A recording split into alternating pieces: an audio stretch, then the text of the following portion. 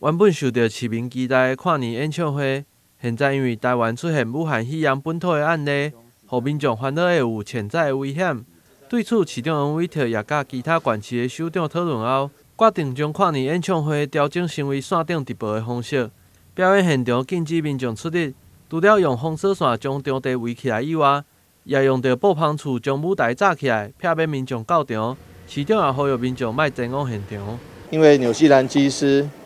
他这个让我们中断253天的本土案例之后，又重新出现，这让我们非常遗憾，也让全民坦白讲觉得很沮丧。第二个当然是那个从英国回来的台籍少年，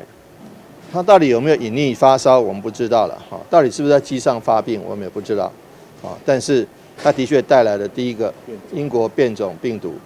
这也是我相信也是重创民众的一个观感感受。基于这2点，然后在许多的这个民众的反应之下，我们在忍痛做了这个决定。事实上，在许多的这个看的这个民众的反映意见里面，支持跟反对的都有，都在一半一半。但是我想说，我们后来跟几个县市大家似乎讨论的结果，其他的县市他们都很犹豫，倾向于改成线上。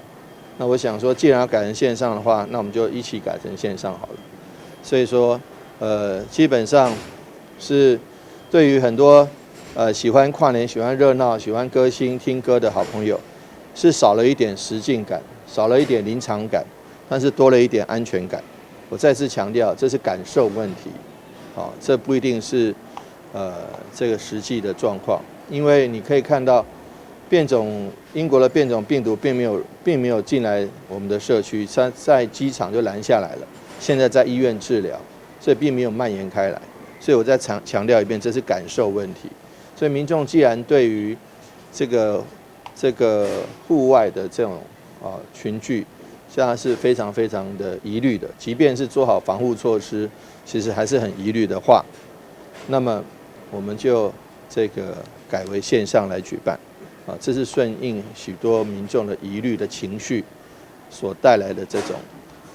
部分，所以我们来做顺势来调整。面对连假期间来台南佚佗的人潮，市长认为户外空旷的空间应该袂出现人挤人的状况，市府也会针对人潮较侪的所在来做宣导。因为天气也很冷，而且地区也很空旷，我们并不预期说在景点里面会造成摩肩擦踵，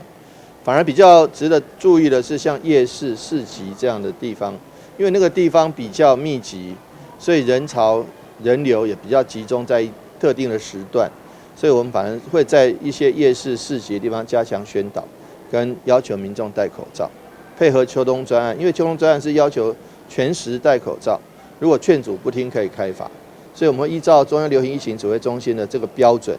来去做一个劝导，劝导不听呢还是要开罚。